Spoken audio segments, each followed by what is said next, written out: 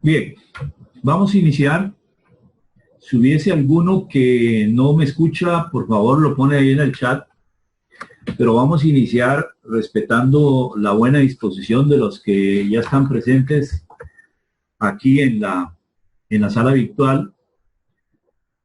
Hay mucho más gente que se inscribió. Me imagino que por ser un horario hábil, han dispuesto esperar quizás a la grabación.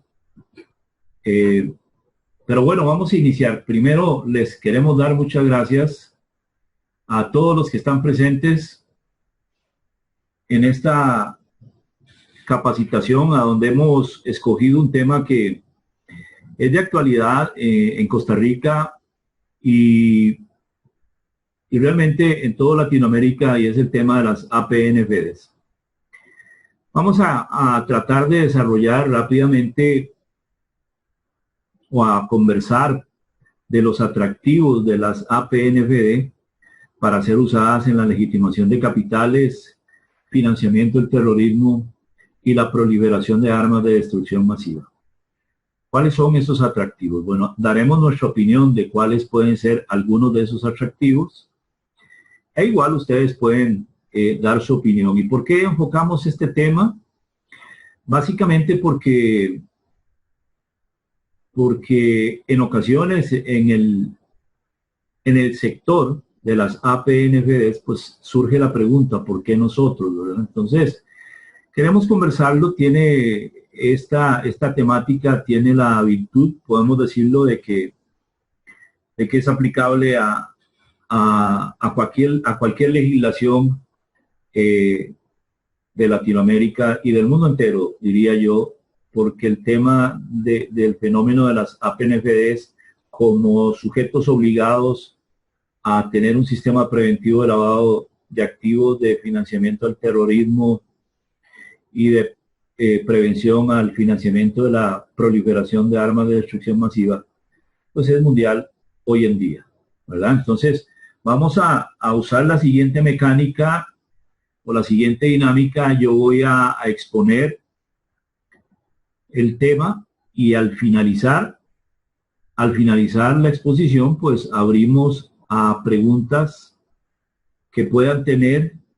Las pueden hacer por el chat o las pueden hacer por medio de audio, e igual si nos permiten el privilegio de conocerles, porque no conocemos a todos los que están, algunos sí, entonces pueden darnos acceso por medio de la webcam.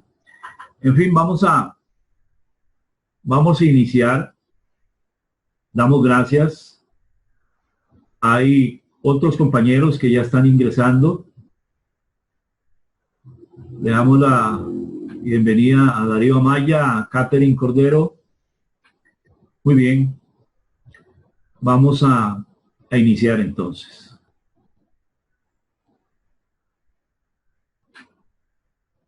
¿Cuáles son los atractivos de las APNFDs para ser usadas en la legitimación de capitales, financiamiento del terrorismo y financiamiento a la proliferación de armas de destrucción masiva?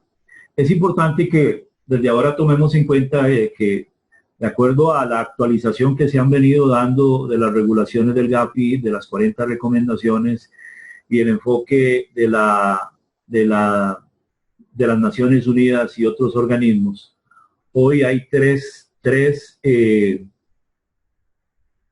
preocupaciones, por decirlo de alguna forma, para efectos de que las empresas tengan un sistema preventivo y se cuiden y puedan gestionar el riesgo de ser usadas en tres áreas sumamente importantes. Número uno, lavado de capitales o legitimación de capitales o legitimación de activos. Número dos, financiamiento del terrorismo. Número tres, financiamiento a la proliferación de armas de destrucción masiva. Cada vez que en nuestros países va actualizándose la legislación, se va incrustando desde el punto de vista jurídico estas tres áreas de prevención, y también generando obligaciones de parte de las empresas, de manera que siempre en su sistema preventivo deben de estar pensando, y en su cultura preventiva, en estas en estas tres grandes áreas de prevención. Así que desde ahora piense en su empresa, piense en la actividad que desarrolla su empresa y piense en legitimación de capitales, prevención de legitimación de capitales, prevención de financiamiento del terrorismo y prevención de financiamiento a la proliferación de armas de destrucción masiva. Voy a pasar estas diapositivas que tienen que ver con términos y condiciones legales sobre el uso de este material, que es un material que luego les va a llegar a su correo electrónico en formato PDF para que ustedes puedan disfrutar de él, estudiar, repasar, en fin, e incluso enviarnos sus consultas. Vamos a hablar rápidamente de algunos conceptos generales que estoy seguro que algunos de los asistentes hoy en la sala ya los conocen. Sin embargo, quiero que se focalicen en estas tres áreas y especialmente en la actividad de su empresa como APNFDs, ¿verdad? Entonces, quiero que estén ahí precisamente pensando en lo que hace su APNFDs, esa actividad, esa profesión que no es financiera, pero que ha sido designada por las razones que vamos a tratar de conversar ahora. Entonces, yendo de lo general a lo particular, es interesante o es importante que usted recuerde de a dónde viene esta obligación. Recordemos que el GAFI, uno de los organismos intergubernamentales que gobierna, por decirlo de alguna forma, el tema preventivo en lavado de activos, financiamiento del terrorismo y financiamiento de la proliferación de armas de destrucción masiva, junto este último con Naciones Unidas, en las recomendaciones desde hace ya varios años viene insistiendo en la importancia de que las APNFDs tengan un sistema preventivo acorde, obviamente, a la actividad de cada una de ellas. Cuando estamos hablando de APNFDs, entonces estamos hablando de actividades y profesiones no financieras designadas. Es decir, entendamos que las empresas, las personas físicas o jurídicas que mencionaremos adelante, no son miembros típicos del sistema financiero, no son entidades financieras, pero han sido designadas por los organismos como empresas que por su actividad, o como personas que por su actividad, son susceptibles de ser usadas para legitimación de capitales, para financiar el terrorismo o para financiar la proliferación de armas de destrucción masiva. No vamos a entrar a leer cada una de estas recomendaciones, le va a quedar a usted en su material, pero sí le invito a que usted saque unos 10, 15 minutos y usted pueda verlas y luego va a su legislación, va a su reglamentación y usted se va a dar cuenta pues que es precisamente estas recomendaciones, la 22 y la 23, que son en muchos casos escenarios que se reiteran en nuestra legislación, en su legislación, los que nos están visitando de otros países hoy. Y entonces, siempre usted debe tener clarísimo de que las recomendaciones 22 y 23 y sus notas aclaratorias son la fuente de modificación y de actualización de nuestras legislaciones y nuestras disposiciones reglamentarias y normativas en el orden preventivo. Y entonces aquí se establecen los escenarios de regulación y se establece lo que debería de estar en la legislación, en las normas y en los reglamentos preventivos. Entonces, tome en cuenta eso para que usted por su parte haga esa comparación. Esa comparación, ¿verdad? Usted ya vio las anteriores, ahora puede ver aquí proveedores de servicios financieros. Si usted va a su legislación y a su normativa y se va a dar cuenta que son lo mismo, que es lo mismo que está ahí en su ordenamiento preventivo. Y la recomendación 23 establece otras medidas de complemento remitiendo también a las recomendaciones 18 a la 21. Bien, entonces lo que quiero que comprenda es que su legislación, la legislación de su país, la regulación, la normativa, esta filosofía preventiva que se sale ya del esquema normal típico del sistema financiero, ensancha el enfoque de la regulación hacia otros sujetos obligados, sean personas físicas o personas jurídicas, que son designadas precisamente porque es posible que por su actividad sean usadas o se intente usarles como para realizar procesos de lavado de activos o de financiamiento del terrorismo o del financiamiento de la proliferación de armas de destrucción masiva. Eso es fundamental que usted lo tenga presente para efectos de su interacción a nivel interno, especialmente por la importancia de que usted desde ya debe empezar a sembrar la cultura preventiva en sus empresas. Y en muchas de las regulaciones de sus países y del nuestro, lo interesante es que aquellos sujetos obligados que formen parte del sistema típico financiero son una herramienta del tema preventivo para que si del manejo de las cuentas que tienen en esas empresas reguladas y que son intermediarios financieros, sirvan para interpretar si del movimiento de las cuentas hay personas físicas o jurídicas que debiendo estar inscritas, por ejemplo, en el caso nuestro en SUGEP, no lo han hecho. Y eso es algo que posiblemente a partir del mes de julio empecemos a ver ese tipo de reacciones de parte de las entidades bancarias. Bueno, pero quiero que recuerden lo básico, lo quiero mencionar, fundamentalmente mencionar, y es las características del delito. Repito, muchos de ustedes ya lo conocen, pero hay otros que no, y entonces quiero precisamente exponerlo para efectos de ellos. Pero lo vamos a hacer rápidamente. ¿Cuáles son las características del delito? Las características del delito, especialmente en el tema de lavado de activos, es que son delitos, es un delito global, es un delito evolutivo, es un delito integrado y es un delito demandado. Cuando usted piensa en el concepto de financiamiento del terrorismo, se da cuenta pues que estas características replican también en el financiamiento del terrorismo.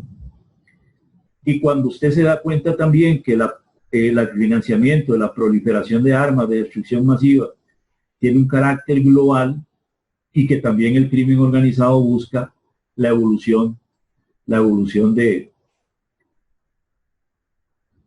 la forma de ejecutar el delito.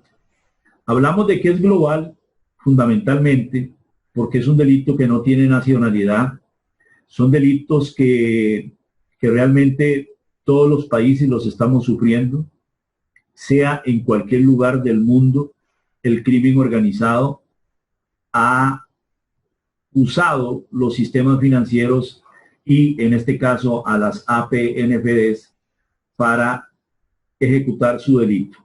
Sean grupos que sean grupos de narcotráfico, sean grupos de corrupción, sean grupos que proliferan en los estratos sociales de nuestros países para conquistar personas que trabajen para ellos y en todos los países del mundo sufrimos precisamente el mismo flagelo. Son delitos evolutivos porque realmente el crimen organizado todo el tiempo busca cómo, entre comillas, mejorar su manera de cometer los delitos. Es evolutivo porque siempre andan buscando crear nuevas formas, complementar con otras formas y estilos.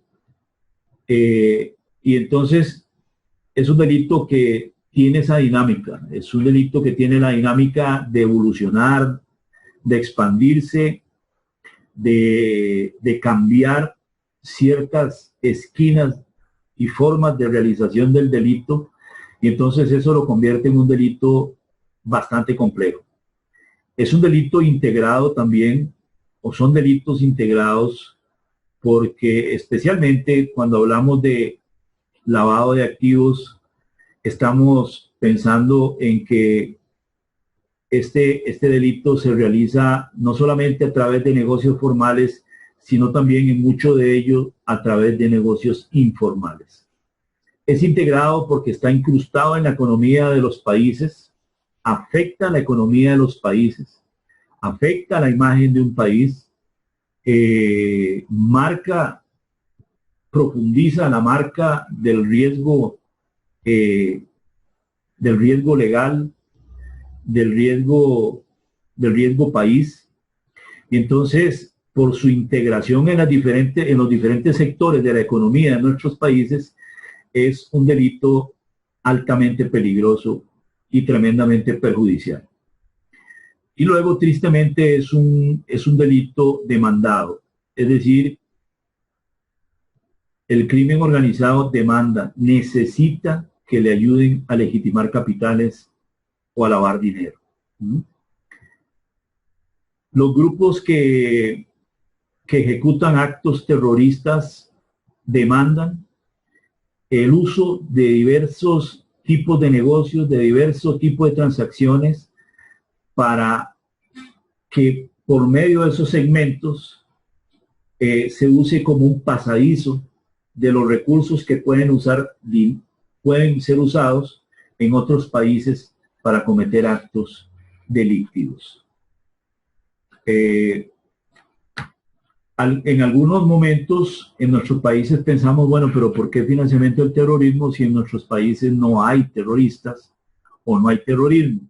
Bueno, el tema realmente no es ese. El tema es que se ha usado su sistema financiero, que se ha usado el sector de las APNFDs en el ejercicio de su labor diaria para que pase el dinero que va a financiar actos terroristas en otros países.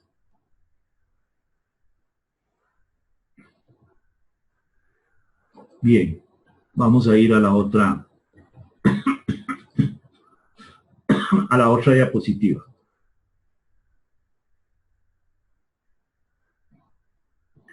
Rápidamente quiero recordarles las características del delincuente. Las características del delincuente. Es un delincuente que sabe que no lo sabe todo. Es un delincuente que ejerce influencia.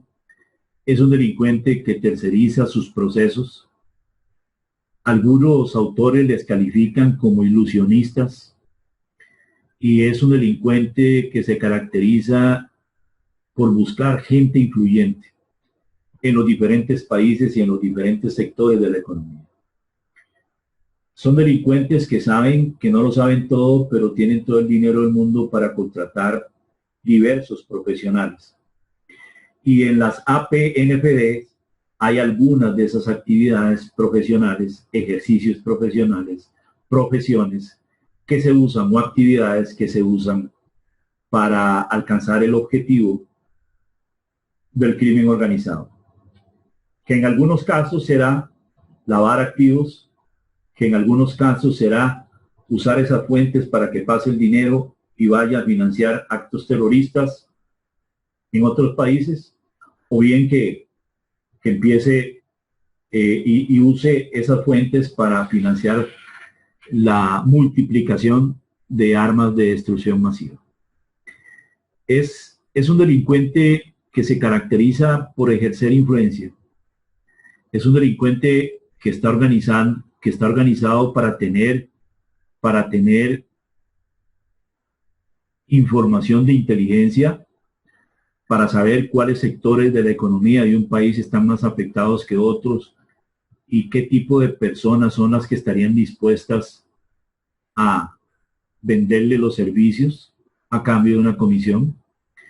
Terceriza sus procesos porque no los puede hacer él, y en muchas ocasiones ni siquiera los que construyen para ello los procesos, sino que contrata abogados, contadores, asesores financieros, ingenieros, especialistas en procesos, etcétera, etcétera, para realizar o iniciar o desarrollar al mismo tiempo una dinámica de ejecución del delito, sea de legitimación de capitales, o sea de financiamiento del terrorismo, o sea de financiamiento de la proliferación de armas de destrucción masiva.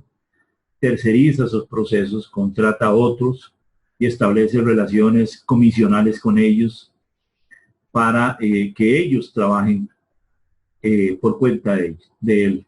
¿Okay?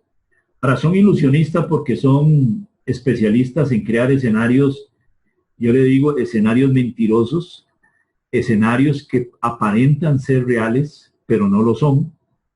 Y ese es el detalle. El detalle es que en ocasiones nosotros estamos viendo cierta información que parece que es veraz, pero si llegamos a aplicar la debida diligencia, el conozca a su cliente y otras herramientas de complemento, vamos a darnos cuenta que realmente mucha de la información que está en esos documentos no es cierta. Es falsa. Es falsa. Y solamente aplicando la debida diligencia, el yendo a verificar determinadas direcciones, el verificar determinada información sobre determinadas personas, nos daremos cuenta de ello. Y buscan ellos gente influyente. ¿Por qué buscan gente influyente? Bueno, porque necesitan que la gente influyente sean funcionarios de determinadas entidades, sean personas físicas o jurídicas que desarrollan estas profesiones, sean personas que pertenecen a diferentes sectores de la economía o tienen empresas en diferentes sectores de la economía, les abran puertas a ellos, les abran caminos para entrar y entonces desarrollar sus procesos, no solamente a través de esa persona de influencia, sino también de sus allegados, de sus empresas, de sus grupos financieros, etcétera, etcétera. Bien, entonces vaya usted viendo cómo es que va encajando, si usted trabaja para una APNFD, cómo va encajando el acceso de un delincuente de estas características en ella. Y vaya pensando en formas de prevenir eso, formas de evitar eso. Rápidamente recordemos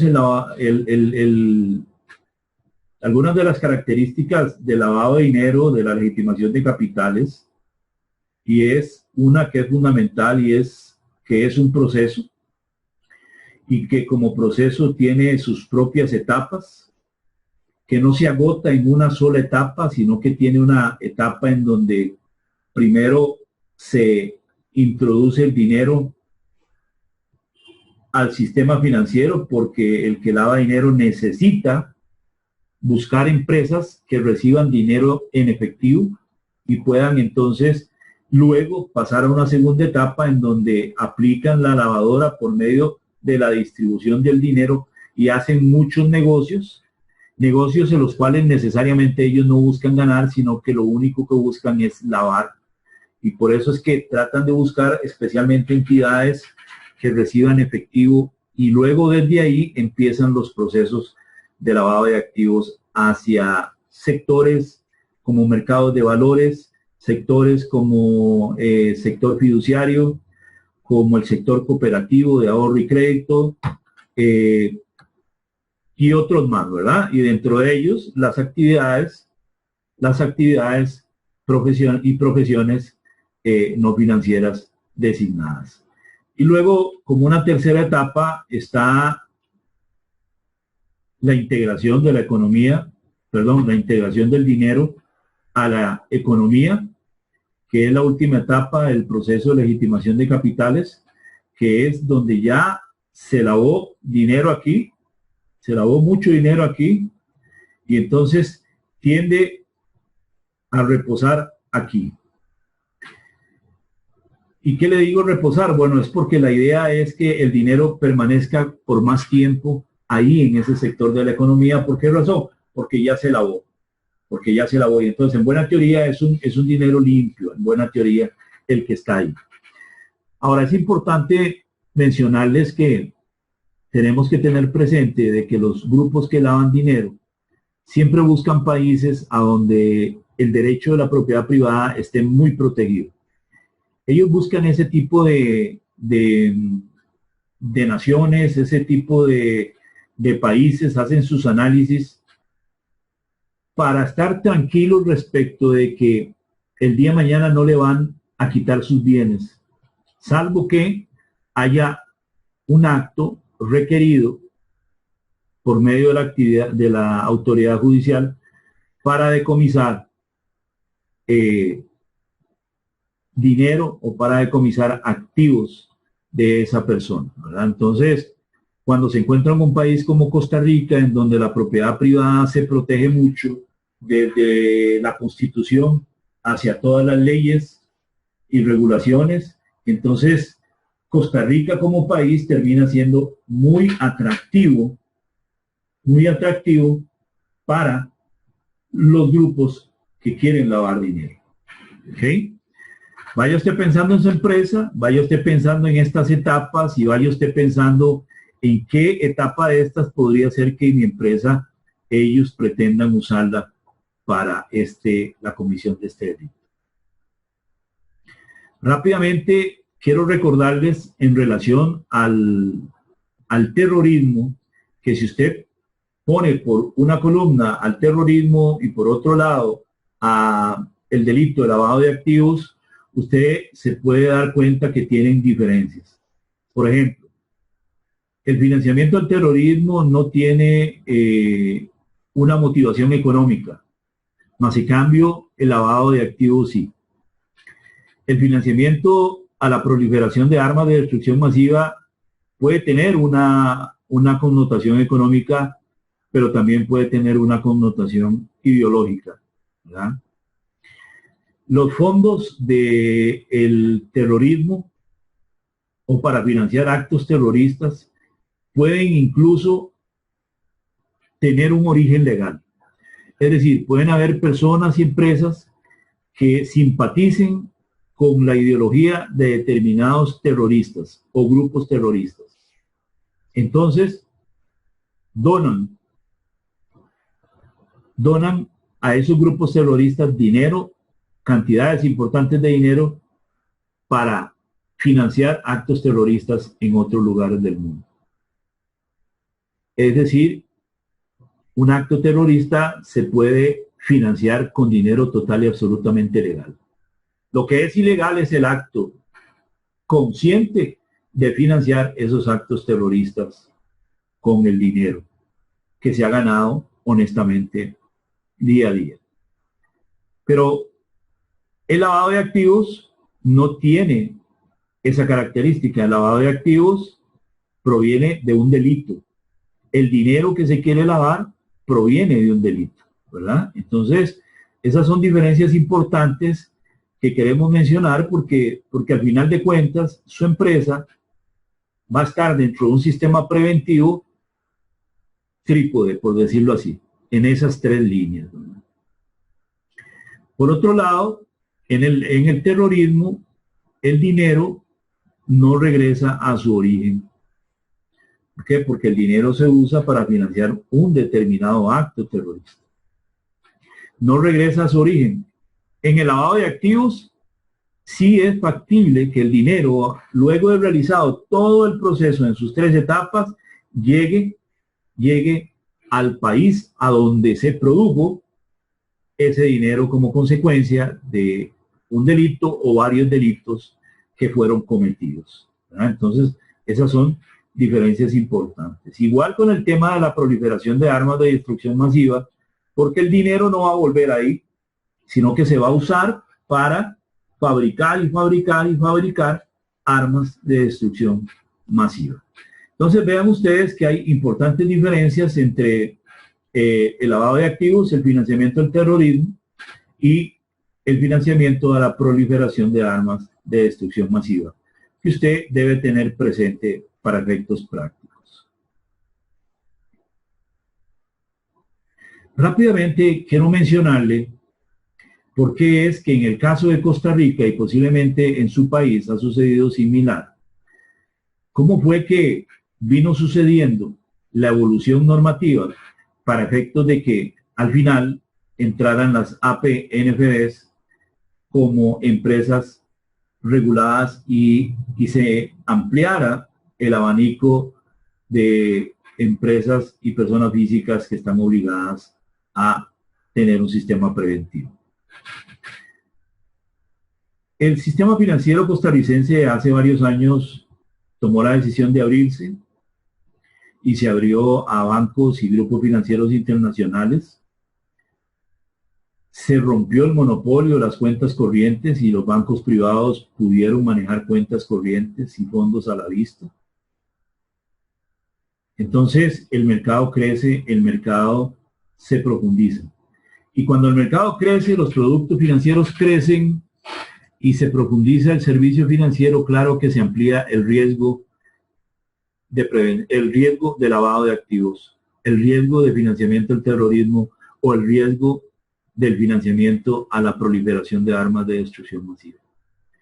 Todo este movimiento hace que el sistema financiero costarricense evolucione, se crean leyes y regulaciones sobre la prevención de lavado de activos y el financiamiento al terrorismo, se regula de forma parcial, pero los demás sectores de la economía no entran dentro de la lista de obligados, sino que se enfoca la regulación y la legislación en los participantes típicos del sistema financiero.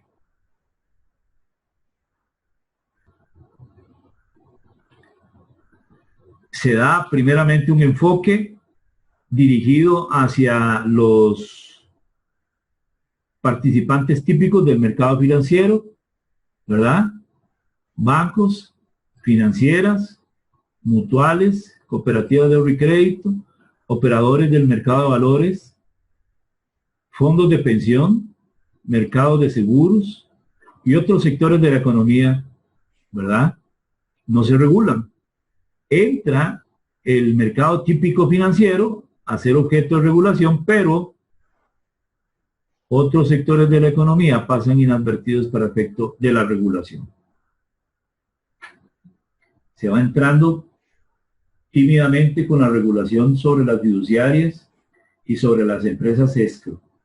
Entonces Costa Rica va evolucionando poco a poco hacia ese enfoque, hacia esa regulación, hacia la creación de un ordenamiento preventivo.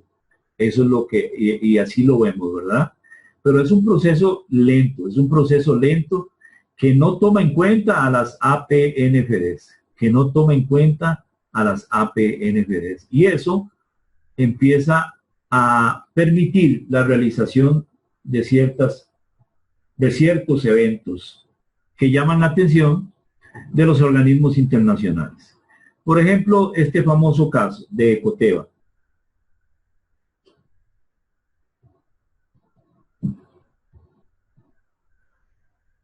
Se conoce, se ha profundizado mucho, se ha divulgado muchísimo todo el tema de Ecoteva, siendo el centro el expresidente peruano, don Alejandro Toledo, siendo centro también estos otros colaboradores de él y su estimable suegra, ¿verdad? Y muchos podemos hacer una búsqueda en YouTube sobre el caso Ecoteva y va a encontrar cualquier cantidad de información a ese respecto. Pero lo cierto es que Ecoteva usa el sistema financiero costarricense y algunos dicen que el sistema político también para realizar un proceso a través del cual se esconde dinero producto de la corrupción en Perú. Y con ese dinero salen financiamientos a Ecoteva y con ese dinero hay compras de inmuebles en Perú. Todo a la velocidad de la luz, todo rapidísimo. Y todo esto empieza a ser objeto de investigación de parte de los organismos internacionales y de advertencia a Costa Rica. Pero también pueden darse perdón, empiezan a darse otros eventos. El caso de Liberty Reserve se promovió como el proceso de lavado de dinero más grande en el mundo. Una empresa que quiso constituir una moneda virtual y lavó dinero del crimen organizado, miles y miles y miles de millones de dólares. Lo que llamó la atención es que se hizo a través de una empresa costarricense y de un señor, apellido Budowski, que se nacionalizó como costarricense. Se casó con una señora que se dice vendía empanadas afuera del Tribunal Supremo de Elecciones y se hizo un matrimonio por conveniencia de esos que existen en diversos países. Se dice que usuarios desconocidos hicieron 55 millones de transacciones ilegales. Crimen organizado puro, químicamente puro, lavando su dinero. Delitos de lavado de activos, delitos de pornografía infantil, etcétera, etcétera, pasaron el producto de su negocio, entre comillas, a través de esta empresa que, repito, se constituyó en Costa Rica y su representante legal y el cerebro de todo este proceso era un señor nacionalizado costarricense. Eso es para que vaya apuntando el por qué las autoridades, los organismos internacionales empiezan a volver la vista, la mirada hacia Costa Rica. Salen diferentes noticias que relacionan a Costa Rica con el tema de la FARC, que fue hallado dinero de la FARC aquí, de inversiones de la FARC en el sector inmobiliario. En fin, tantas cosas, ¿verdad?, que empiezan a afectar la imagen de Costa Rica respecto del tema de lavado de activos. A la par de eso, quien ejercía en aquel momento la dirección de la DIS, el señor don Mariano Figueres, dice que en nuestro país se lavan 4.200 millones al año de dólares, y eso sencillamente es cualquier cantidad de dinero para una economía tan pequeña. Entonces se van sumando factores, se van sumando noticias, y hoy, en esta fecha, podemos decir que se han multiplicado las noticias a donde aparece la presencia y los procesos realizados por el crimen organizado en Costa Rica. Todo eso empieza a llamar la atención y a hacer bulla en los oídos de los organismos internacionales. Entonces viene la visita del 19 de enero, la visita que se realiza del 1 al 30, perdón, del 19 al 30 de enero del 2015, de parte del Gafilat. Y en su conclusión número 14, ellos dicen esto: por lo que respecta a las APNFD, a pesar del reciente acercamiento con las APNFDs, actualmente no existe alguna autoridad competente que regule y supervise el sistema de lavado de activos y de financiamiento del terrorismo en los casinos físicos y en los casinos por internet, ni las demás APNFD, salvo aquellas supervisadas por la Superintendencia Federal de Entidades Financieras, como por ejemplo las fiduciarias. Entonces, esto provocó fuertes llamadas de atención hacia Costa Rica. El Gafilat llamó fuertemente la atención a Costa Rica y golpeó la mesa. Golpeó la mesa y promovió diversa renovación en el ordenamiento preventivo. Así es como nace la ley para mejorar la lucha contra el fraude fiscal. Así es como nace el proyecto de ley 19.951 para modificar varios artículos de la ley 8204 o 7786. Y entonces así se actualiza el ordenamiento preventivo, se procede a actualizar el sistema preventivo y entran nuevos obligados. Acuérdense que Costa Rica tuvo que correr porque ya lo iban a meter en las listas esas de colores que tiene el Gavi. Y hubo que correr en la Asamblea Legislativa para que, modificando la ley 7786, ampliando el espectro de obligados y llegando a incluir a las APNFDs, se pudiese evitar una sanción fuerte para la imagen y la marca de Costa Rica. Entonces, todo esto va justificando modificaciones de leyes, ampliación de ítems para efectos de nuevos regulados, y se llega al momento precisamente de modificar el artículo 15, el artículo 15 bis, agregar un 15 bis y agregar un 15 ter. En el 15 ter se incluyen los notarios y nos vamos a apartar de esa regulación hoy, al menos.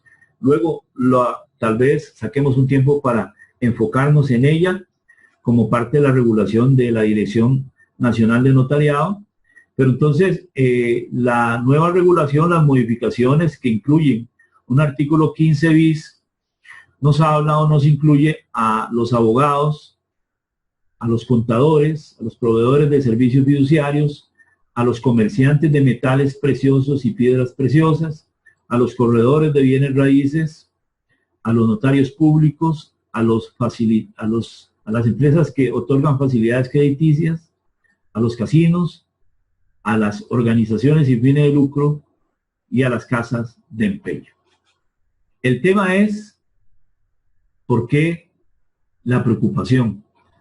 ¿Cuáles son los atractivos de las APNFDs? ¿Usted lo ha ido pensando?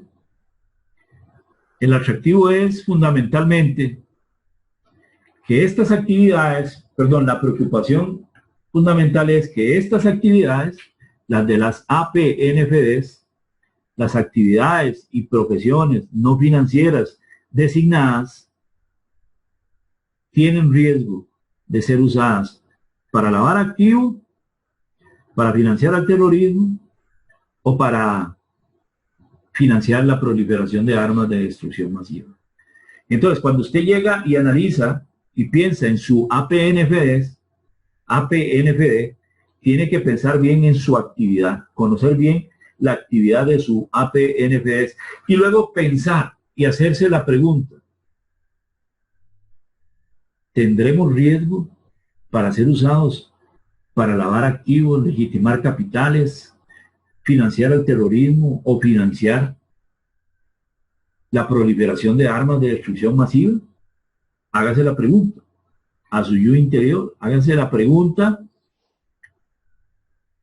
y obtenga la respuesta. Claro, son actividades que corren el riesgo de ser usadas por el crimen organizado. Eso es definitivo.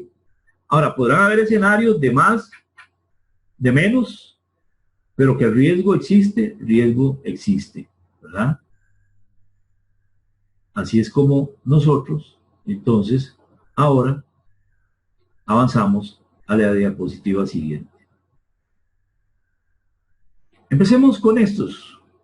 Vamos a sacar de esta exposición por ahora, nada más lo vamos a mencionar, vamos a sacarlo por ahora a los notarios públicos. Pero pensemos en los abogados y en los contadores, según la normativa, según la reforma legal, que dan el servicio a sus clientes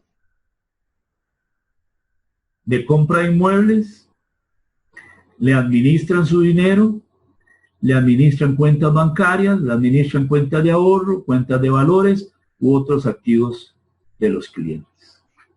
Los abogados en todos los países del mundo generan la confianza a sus clientes como para que sus clientes en determinado momento le pidan que le gestione la compra de inmuebles, que le administre una suma de dinero, que le administre una cuenta bancaria o bien una cuenta de ahorros o también cuentas que ha abierto en los puestos de bolsa o en las sociedades de fondos de inversión o bien de otros activos.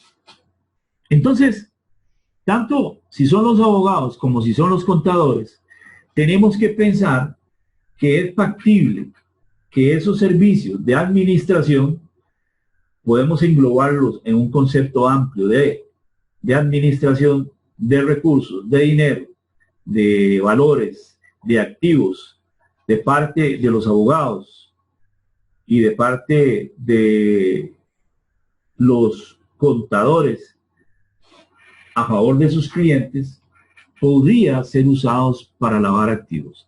Podrían ser usados para financiar el terrorismo, podrían ser usados para financiar la proliferación de armas de destrucción masiva. Es totalmente posible. Y hay tipologías que cuentan las historias de abogados que fueron usados o de contadores que fueron usados en la administración de los recursos, en la figura del escrow, para que lavara activos. Pues, por ejemplo, si un cliente le envía dinero a este abogado o a este contador y le encomienda que compre la propiedad tal y la describe incluso con cita de inscripción, tamaños, todo lo que pueda servir a identificar el inmueble, y envía dinero de afuera, ese abogado o ese contador podría estar siendo usado para lavar dinero por medio de esas compras. Imagínense nada más que le diga el cliente en el escrow, en el mandato que le da, cómpreme esta propiedad y además se la alquila a esta persona. Entonces, puede ser que le hayan enviado dinero sucio. Este dinero llega a una cuenta corriente en donde el contador o el abogado administran los recursos de terceros, de sus clientes que llegan ahí, mantiene el dinero ahí y luego realiza la comisión que le pidieron. Número uno, compra el inmueble que él le dijo, no compra otro, solamente tiene que comprar ese y al precio que él dice, y lo paga de la forma que él dice. Y luego hace un contrato de arrendamiento a una persona que el abogado no conoce, pero que sí es un testaferro de ese grupo organizado. Y resulta que el arrendamiento se paga, se deposita en una cuenta, en la misma cuenta que administra el abogado por cuenta de su cliente, y resulta que el dinero con el que se paga el alquiler es dinero sucio. Entonces, se dan diversos procesos de lavado de dinero. Uno con el envío y la compra del inmueble, otro con el alquiler del inmueble y el depósito de los alquileres en las cuentas. Esos dineros se usan para pagar, por ejemplo, le puede decir, págueme un dinero que le debo a este acreedor y a este otro. Y entonces al final todo pudo ser una ficción, una simulación que se usó en ese ciclo negocial para realizar un proceso de lavado de activos. ¿O qué tal si llega y le dice, necesito que ese dinero lo traslade en una cuenta del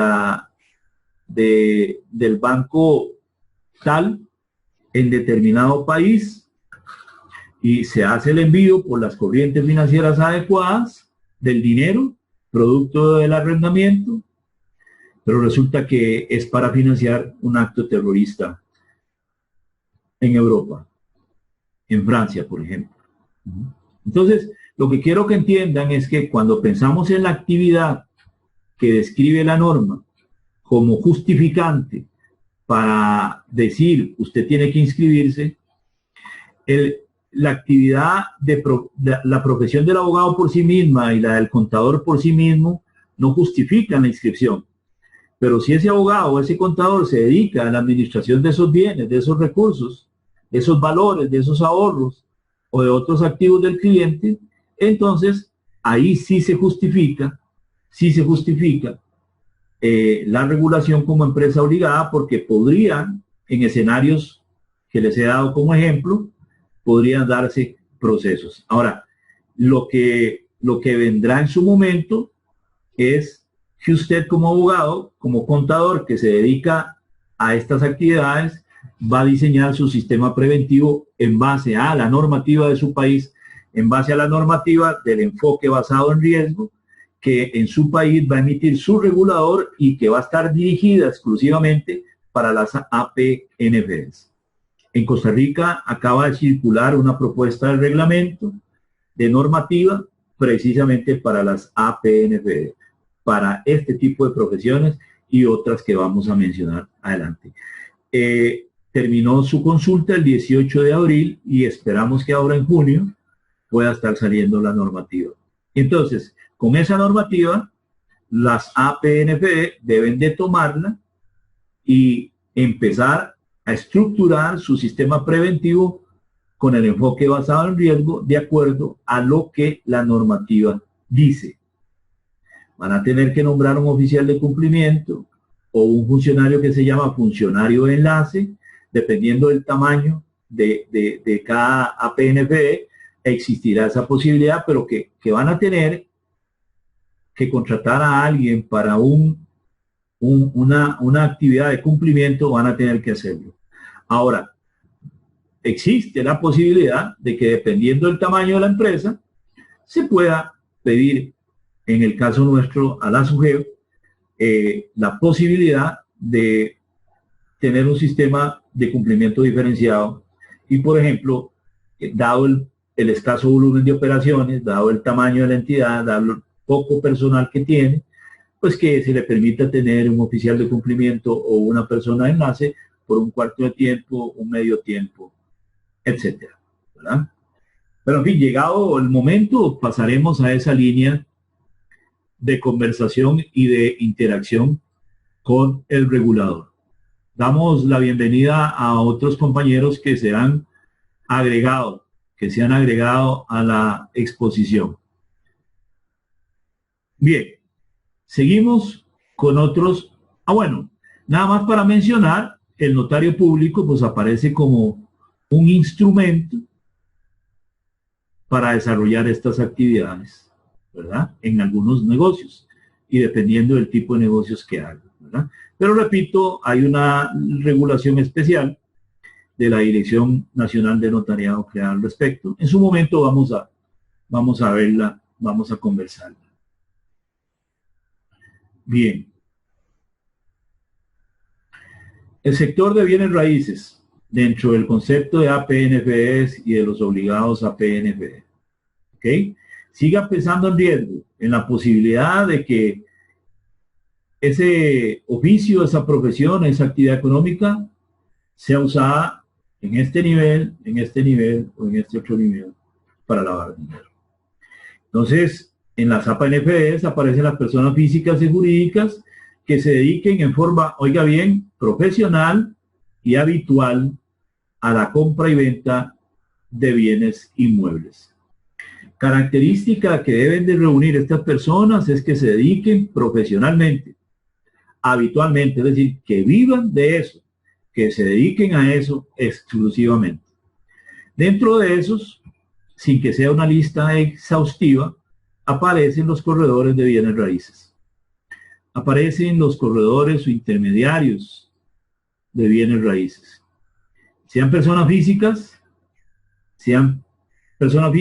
o sean empresas o franquicias que se dedican a esto. Y aparecen los promotores también y desarrolladores de proyectos inmobiliarios. Entonces la pregunta que viene es, ¿existe el riesgo en estas empresas y en esta actividad o profesión de que sean usados para lavar dinero, lavar activos, financiar el terrorismo o financiar la proliferación de armas de destrucción masiva? Claro que sí. Todo lo que tiene que ver con el negocio inmobiliario se ha demostrado a través de la experiencia que son susceptibles, muy susceptibles de ser usados para lavar dinero. Así vemos casos a donde se han desarrollado proyectos en donde han participado constructores, ingenieros, abogados, contratos de consultoría, contratos de asesoría, contratos de desarrollo, contratos de correduría para la colocación de los apartamentos o de las casas o los edificios que se vayan a construir. Son negocios complejos, verdaderamente complejos.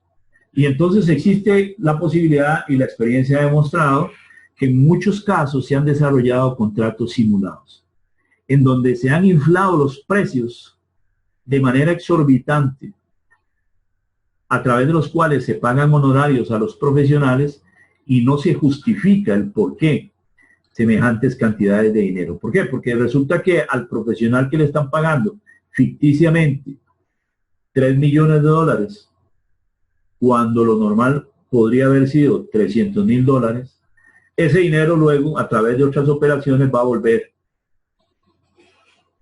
a la fuente que quiso lavar, o que lavó, ¿verdad? Luego de haber desarrollado las diferentes etapas.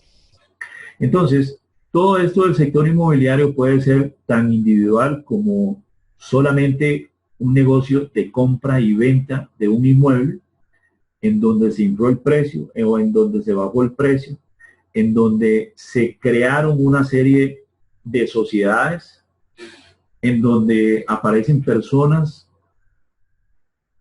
testaferros, que compran en representación de esas sociedades, pero que realmente lo están haciendo en representación del crimen organizado.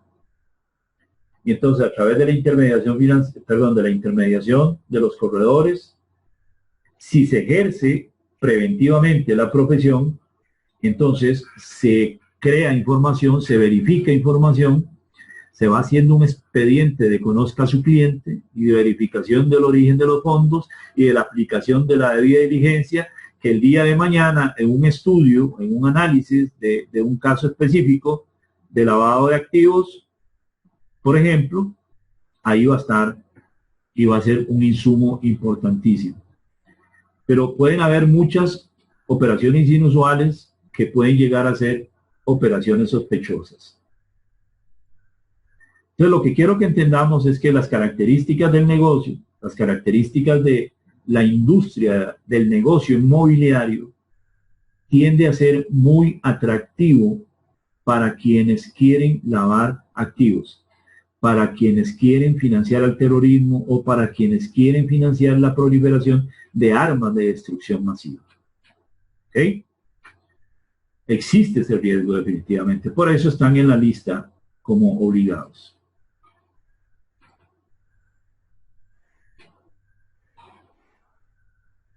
Entramos a los comerciantes de metales preciosos y de piedras preciosas o de productos que los contengan. Esa es la empresa obligada. Ahora, ¿por qué puede ser atractiva esta industria para el crimen organizado? Bueno, por un lado, por el precio. Son precios grandes que permiten hacer grandes inversiones, entre comillas. Además, en nuestros países no existen registros relacionados con la compra y venta o la propiedad o titularidad de esas piedras preciosas, de ese oro, de esa plata. Cuando en Costa Rica, cuando se define el tema de metales y piedras preciosas, se da unos ejemplos y se deja claro de que no es exhaustivo.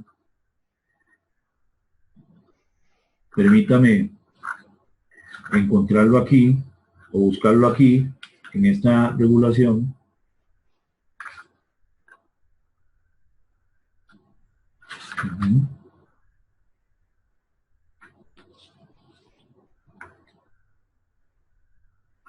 A ver qué lo hice.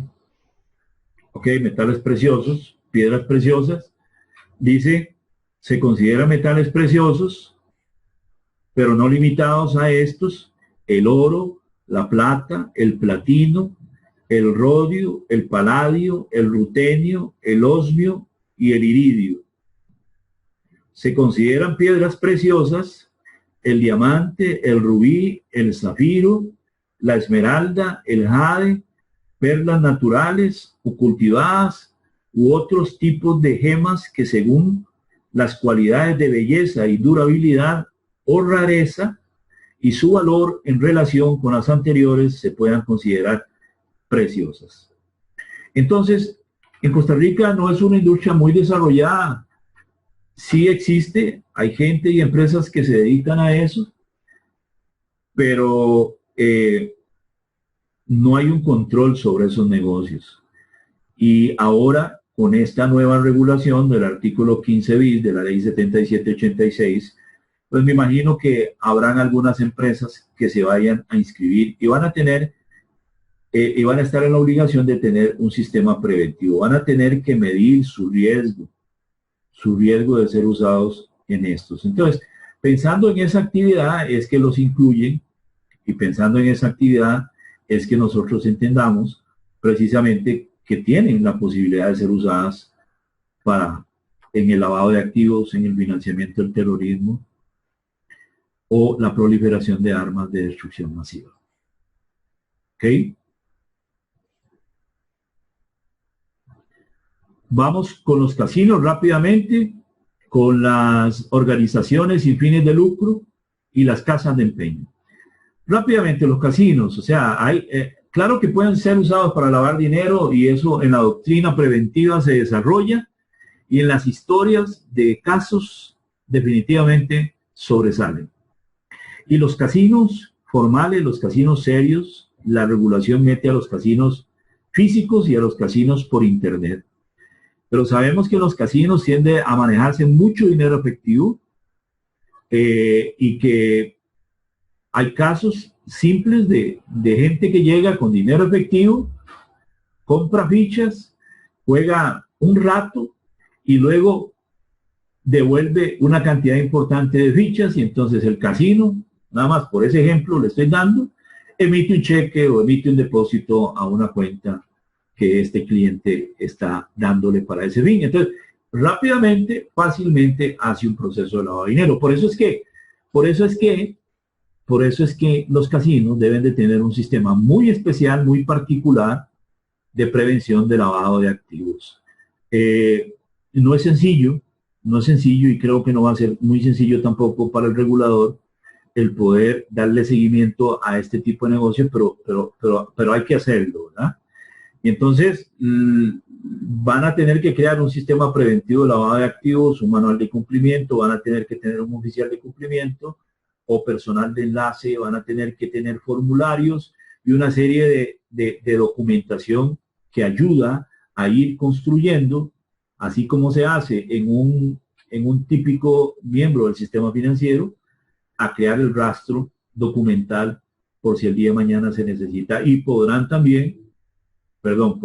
deberán también analizar las operaciones inusuales como esta que le acabo de decir y determinar si es sospechosa y entonces consecuentemente comunicarla a la autoridad correspondiente.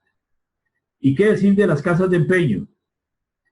En algunos países las casas de empeño son bastante reguladas, bien reguladas. En Costa Rica aún no lo son. Y bueno, ya sabemos el negocio de las casas de empeño. El negocio es muy sencillo. Se entrega un bien a cambio de un préstamo. Y si no se paga el préstamo, pues entonces el prestamista, que es la casa de empeño, se puede apropiar del bien. ¿Okay? Entonces, ¿se puede estar lavando activos? Claro que sí, se puede lavar activos en el negocio de las casas de empeño. Esa es una realidad. Se puede ir a empeñar un bien, por ejemplo, de un valor importante, recibir el dinero y podría ser que ese deudor, esa persona que empeñó ese bien de un valor importante, empiece a pagar los intereses con dinero sucio. Al final de un plazo preestablecido, llega y cancela con dinero sucio y le devuelven el bien. ¿Okay?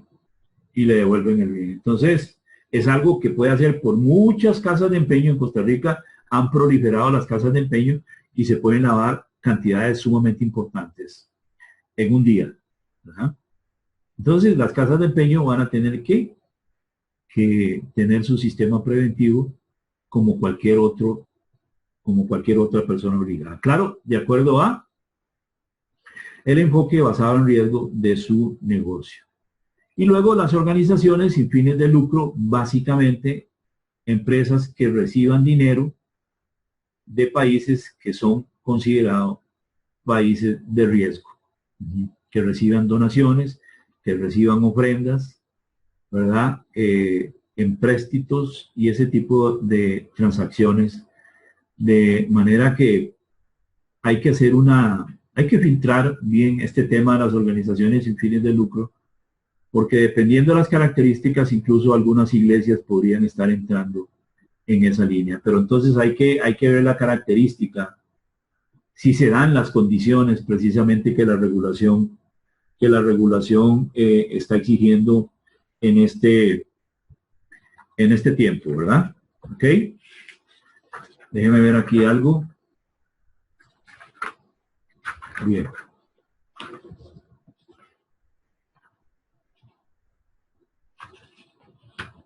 Sí. Bien. Entonces, vamos a ir cerrando esta exposición con las personas físicas o jurídicas que otorguen facilidades crediticias. La regulación normalmente en los diversos países exige que sea una actividad que se desarrolla en forma organizada,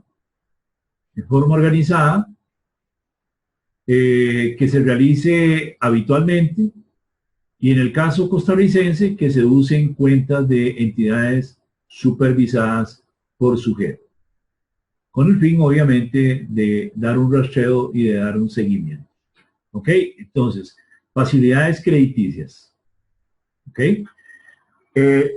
Facilidades crediticias, precisamente hay empresas que han prácticamente empapelado ciertos lugares, ¿verdad? Ciertas zonas geográficas en este país.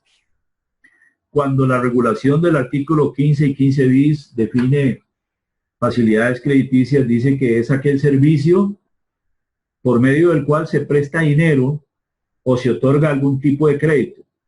Por ejemplo, pero no limitado a ello, crédito para la adquisición de propiedades, vehículos, electrodomésticos, equipo de cómputo, consumo, arrendamiento de bienes con opción de compra, ¿verdad?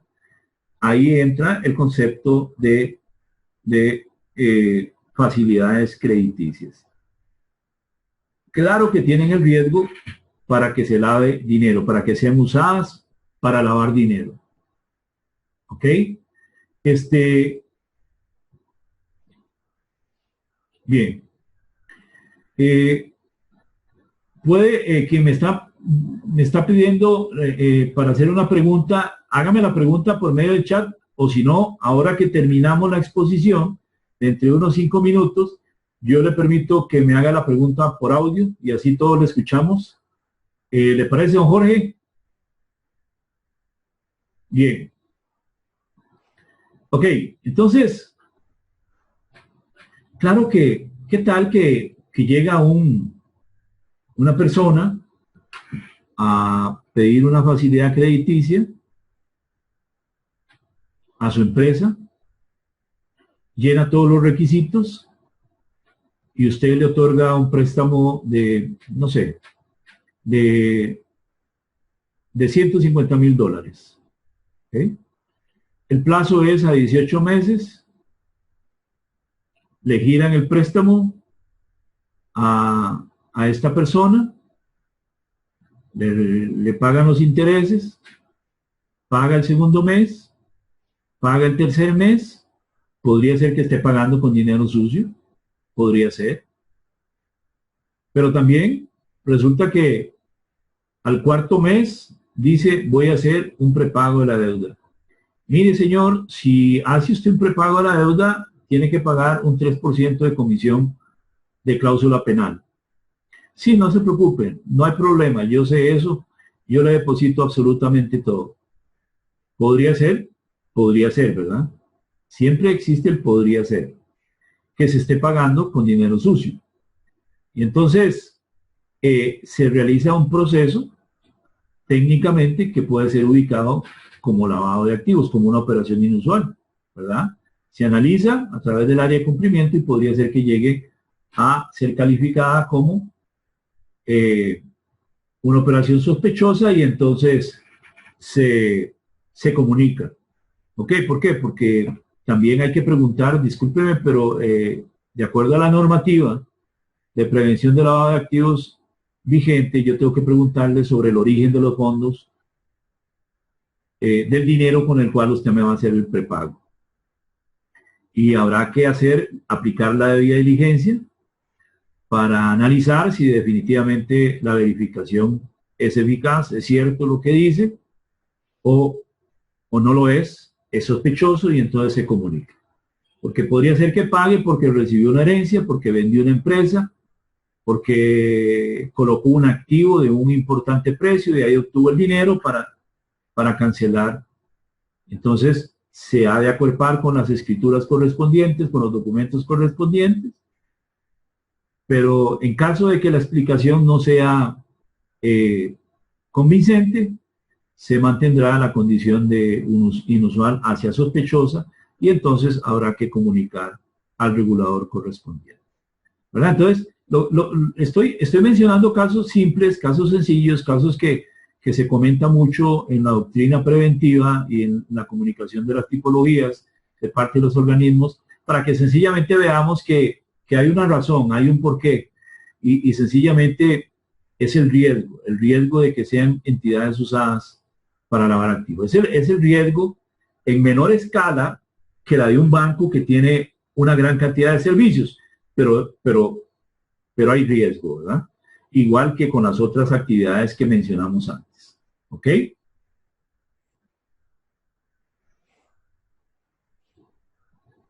Bien. Ok.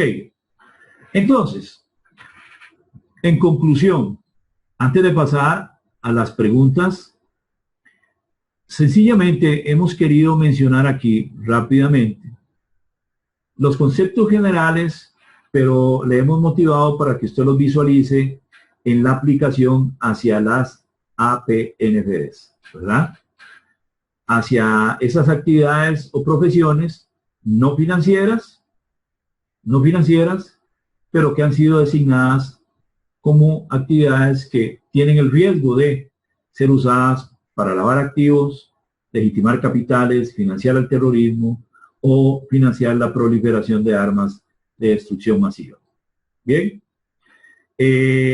Además, hemos visto, digamos, que la calificación rápida de las profesiones más usualmente incluidas dentro de un marco de regulación, y hemos tratado de explicar el por qué parece que son atractivas para el crimen organizado para realizar esos procesos de lavado de activos, de financiamiento del terrorismo o de financiamiento de la proliferación de armas de destrucción masiva.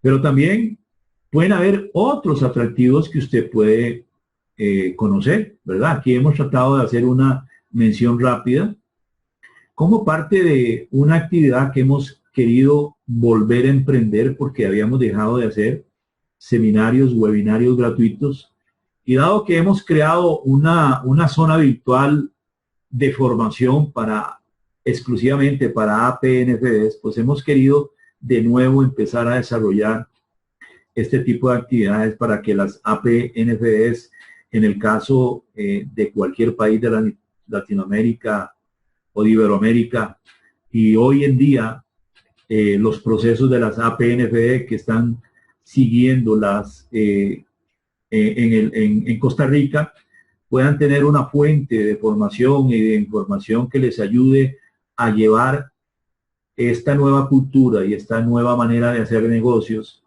en las cuales, de acuerdo a las modificaciones legales, ya se les ha puesto como obligados, ¿verdad? Dentro de esa línea tenemos esta zona privada de formación para PNFDs, y también a partir del 1 de junio tendremos un curso virtual para desempeñarse como como oficial de cumplimiento o personal de enlace en las APNFDs en Costa Rica. El que quiera información o la que quiera información sobre estos servicios me puede enviar un correo a oficialesdecumplimiento@gmail.com. Me puede enviar un WhatsApp al 60490084 o a mi correo también personal huachinchilla@abogados.or.cr y le estaremos enviando la información correspondiente. Muy bien. Hay una pregunta aquí, don Jorge. ¿Cómo está, Jorge? Gusto en saludarle. Es un gusto que esté con nosotros. Dice don Jorge, ¿en su país el sector remesador es considerado no financiero? Sí, no es, perdón, es considerado no financiero, es cierto, Jorge, y entra dentro de las que nosotros conocemos en Costa Rica como las actividades que describe el artículo 15 de la ley 7786, las remesas de dinero de un país a otro país. No es una actividad típica financiera, ¿verdad? Entonces no se le incluye dentro de los participantes típicos del sector financiero que están incluidos en nuestra ley en el artículo 14, sino que se le incluye en el artículo 15, en donde ya se empiezan a desarrollar o a ubicar algunas entidades, perdón, algunos servicios que no son propios de los entes financieros y que algunos lo dan, ¿verdad? Como un complemento a su actividad principal, sí, pero no lo son típicamente propios, ¿verdad? Ok, don Jorge, ¿le atendí su consulta o tiene otra, don Jorge? Con mucho gusto. Si hay alguien que tenga más preguntas, puede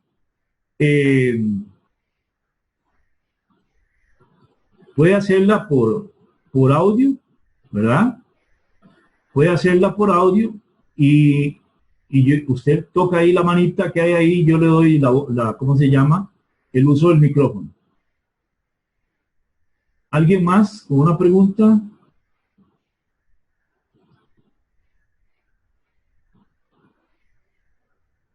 Déjeme ver aquí.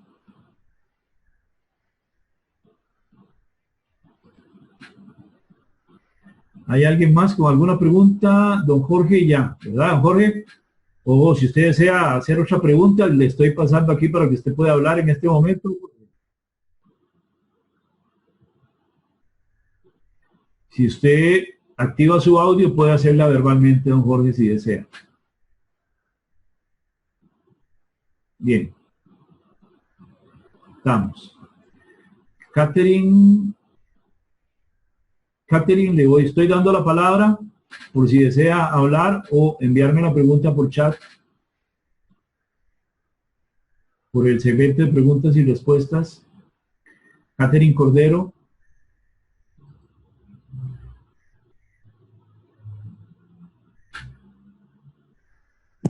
Buenas tardes, don William. ¿Cómo está, Catherine?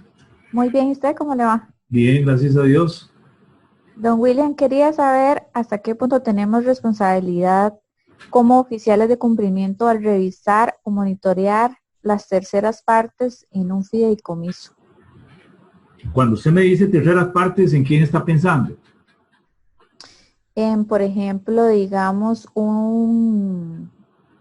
Los beneficiarios. Un cliente que requiera una liquidez y que ponga a responder, por ejemplo, una cartera de crédito. ¿Qué responsabilidad tengo yo, digamos, de esa garantía, digamos, de esa cartera de crédito que está respaldando el fideicomiso? ¿Hasta qué punto tengo yo responsabilidad, verdad, o derecho a poder monitorear o revisar esta garantía, verdad, que es la que me respalda el fideicomiso? Ok, pero usted, Catherine, sería o figuraría como oficial de cumplimiento del fiduciario. Del fiduciario, correcto. Ok. Entonces, aquí, en caso de los deudores de la cartera de crédito que se está dando en garantía, usted no tiene responsabilidad. Usted no tiene ni la obligación legal de llegar a extender su labor de cumplimiento a ellos, ¿verdad? ¿Por qué? Porque ellos formalizan, digamos que un crédito con su acreedor. Y es su acreedor fideicomitente el que está constituyendo el fideicomiso. Usted tiene el deber con su fideicomitente, ¿verdad? Que es fideicomisario porque está dando en garantía de crédito esa cartera.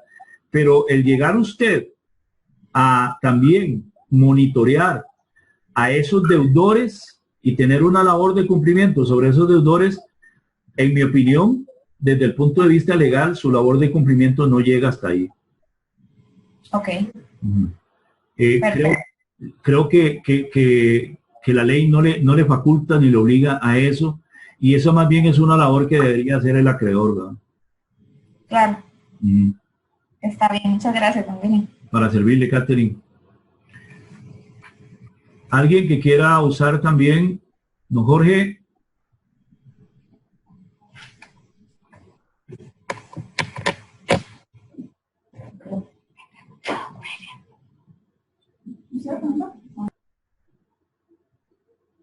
Ok, ¿quién más quiere hacer preguntas?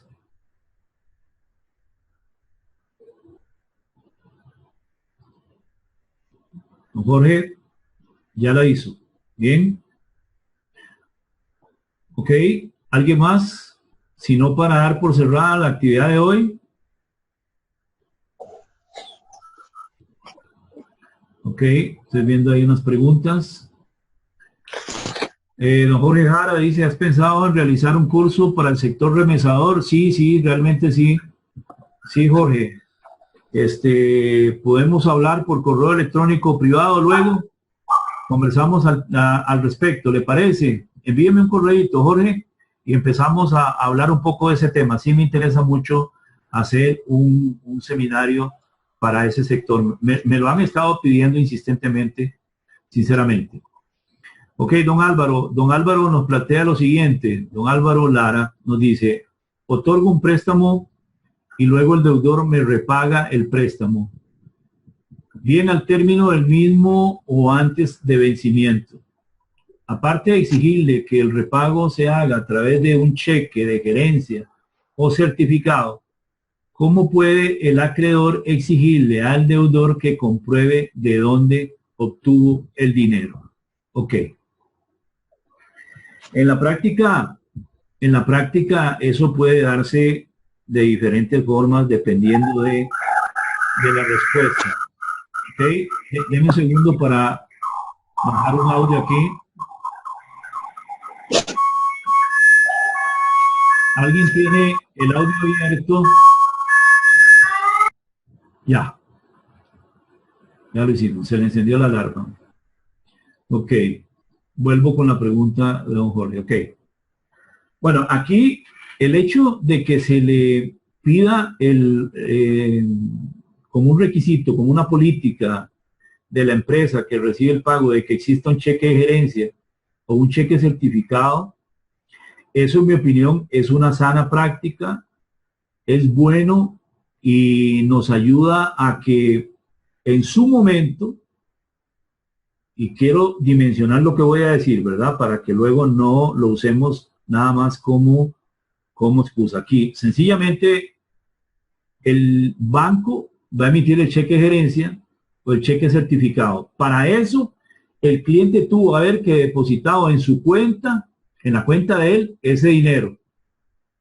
Es decir, el banco tuvo que haber hecho la labor de cumplimiento para la emisión de ese cheque. Entonces, desde ese punto de vista, eso es un medio, no un remedio, ¿verdad? Es una forma para protegerlo a usted, para proteger su empresa respecto a ese sentido. Pero también como labor de debida diligencia adicional o complementaria, se le puede preguntar, es totalmente legal, don Álvaro, a ese cliente, disculpe, de acuerdo a la nueva normativa de prevención de lavado de activos que yo tengo que cumplir, debo de preguntarle sobre el origen de esos fondos con los cuales me está pagando. Y entonces, incluso puede crearse un formulario y se va a crear un formulario en donde ese cliente va a decirle de dónde vino esos fondos, esos recursos. Si ese señor le dice, por ejemplo, mire, ese dinero viene de la venta de una propiedad, bueno, entonces acompáñeme copia de la venta de esa propiedad.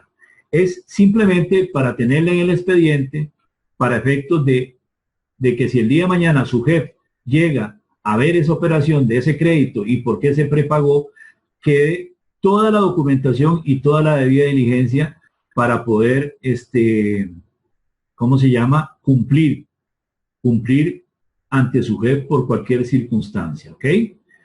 Pero repito, ahí hay un medio de protección interesante que es lo que tuvo que hacer el banco de previo a emitir el cheque de gerencia o el certificado. No debemos de descansar única y exclusivamente en eso que el banco hizo, porque la normativa nos exige tener nuestra propia debida diligencia, nuestro propio sistema preventivo y nuestras propias políticas, normas y procedimientos. De manera que lo que se hace es complementarlo con lo que le estoy o con lo que le acabo de decir. ¿Ok? Puede ser incómodo en la relación con el cliente, sí, puede serlo, esa es la verdad, pero creo que de ahora en adelante las APNFD van a tener que ir culturizando también a sus clientes en ese sentido. Ok. Catherine.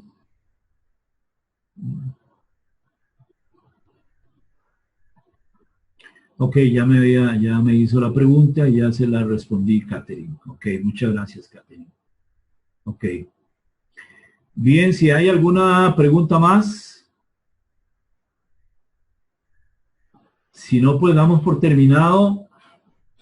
Quiero contarles que dentro de poco vamos a tener otro webinario gratuito. Si ustedes quieren algún tema relacionado con APNFD, si tienen alguna preocupación específica, mándenmela a mis correos para tratar de escoger de esa lista un tema que pudiéramos estar desarrollando dentro de un par de semanas. El centro de formación de APNFD lo vamos a estar inaugurando a partir del 1 de junio. ¿Ok? Y si hay otros temas relacionados con cumplimiento que quieren que desarrollemos, con demasiado gusto vamos a seguirlos desarrollando. ¿Ok? No se olviden, por favor, de nuestros cursos virtuales que tenemos una lista aproximadamente ya de 10 cursos virtuales a disposición de ustedes.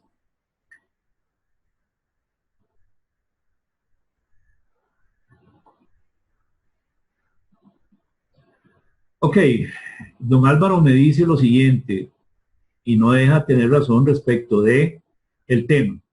Recuerde que si el acreedor rehúsa el pago de la deuda, el cliente puede depositar judicialmente. Totalmente claro, don Álvaro. Ahora, lo que le quiero aclarar respecto de este tipo de situaciones no es que el acreedor rechace el pago. No, no, no. No hay que rechazar el pago. El pago se recibe, solo que luego el pago se analiza y se hace la investigación correspondiente. Y si se considera que es una operación inusual nada más y no pasa al estado de operación sospechosa, pues ahí murió el asunto. ¿Ok? Pero si se considera que es sospechosa, se informa, se comunica a la autoridad. ¿Ok? Pero no es que el acreedor tiene que rechazar el pago. Don Álvaro, vale que usted me hace esta indicación para aclarar eso. Es totalmente legal que el acreedor reciba su pago, ¿verdad? Reciba su pago. Para efectos para efectos legales, produce el efecto liberatorio de todo pago de una deuda. Lo que pasa es que desde el punto de vista preventivo se hace el análisis correspondiente y se decide si se comunica o no se comunica. ¿Ok? Entonces, es importante eso. Gracias, don Álvaro, por esa indicación. Repito, no es que se rechaza el pago. Se acepta y produce el efecto liberador. Se puede hacer la cancelación de la hipoteca y todo eso, pero se hace el análisis correspondiente. Ok. Vamos a ver, ¿qué más? ¿Alguna otra pregunta? Voy a ver aquí en el chat, ¿hay alguien por aquí en el chat? Permítame. Sí, sí, Jorge, voy a enviarle la presentación, esta presentación que les hicimos hoy. Vamos a enviarla ahora y también vamos a estar procesando a ver cómo quedó la grabación y si es posible, también les damos acceso a la grabación para que puedan repasar, volverla a escuchar y enviar cualquier consulta sobre el tema. ¿Ok?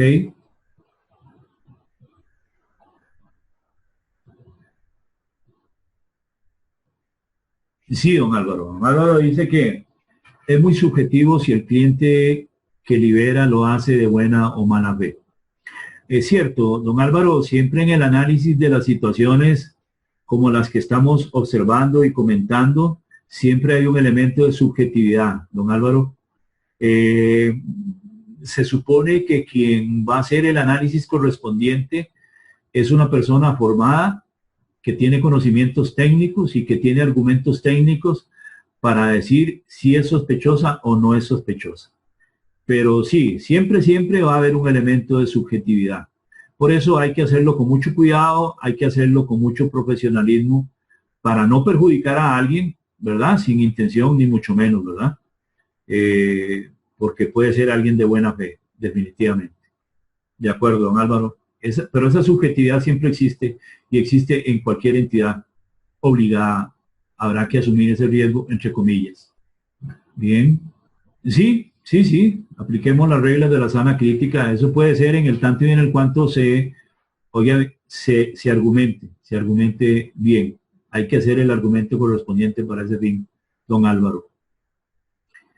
Es un gusto tenerlo, don Álvaro, por aquí con nosotros.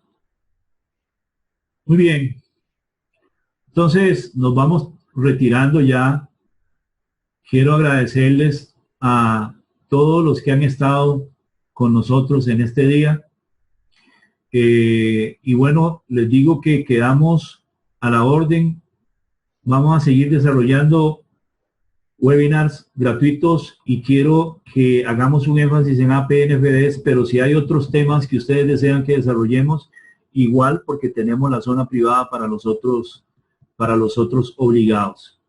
Cualquier cosa, por favor, ahí están las fuentes de información y las fuentes de comunicación conmigo. Que Dios les bendiga, les deseo mucha bendición en toda su actividad diaria. Hasta pronto.